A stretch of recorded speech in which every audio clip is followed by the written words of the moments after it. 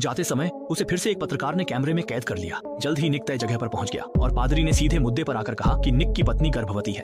अब जो दानव टिम है वह किसी भी हाल में अपनी योजना को बिगड़ने नहीं देगा, इसलिए वह निक की पत्नी और उसके गर्भ में पल रहे बच्चे को मारने की हर संभव कोशिश करेगा। जब वह निक की सारी संपत्ति हासिल कर लेगा तब वह निक को भी मार डालेगा। और इसका एकमात्र समाधान यह है कि निक को पहले एक रोम के पादरी को ढूंढना होगा जो उसे दानव को हराने का तरीका बताएगा। लेकिन यह सुनकर निक पूरी तरह गुस्से में आ गया। उसे पादरी की बातों पर बिल्कुल भी विश्वास नहीं था। मैं चाहता हूँ कि मेरी बात मानी जाए।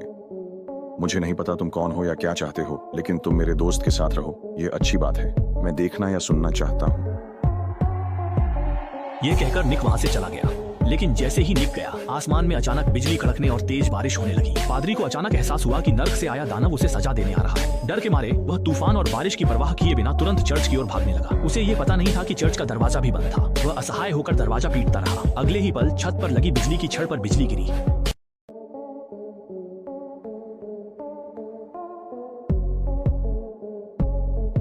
दूसरी ओर जैसे ही निक घर लौटा, उसकी पत्नी ने उसे एक बड़ी खबर दी। उसने कहा कि वह गर्भवती है। निक के प्रतिक्रिया देने से पहले ही उसकी पत्नी ने अचानक बात बदल दी और कहा कि वह इस बच्चे को गिराना चाहती है। ये कहने के बाद वह ठंडेपन के साथ अपने कमरे में लौट गई। निक अभी उससे सवाल पूछना ही चाहता था कि तभी उसे पादरी की मौत की खबर मिली, जिसे देखकर वह हैरान रह गया। क्या वाकई टिम शैतान का बेटा है? लेकिन इसी बात ने उसमें अपना सगा बच्चा पाने की चाह को और भी प्रबल कर दिया। इसके बाद वह अस्पताल गया और डॉक्टर से कहा कि वह ऑपरेशन के कागजों पर कभी दस्तखत नहीं करेगा, क्योंकि उसे अपना सगा बच्चा चाहिए। लेकिन जैसे ही उसने यह बात कही, घर में टिम अपनी स्लाइडिंग कार पर सवार होकर 300 मील प्रति सेकंड की रफ्तार से पौधों को पानी दे रही अपनी मां की ओर जा टकराया।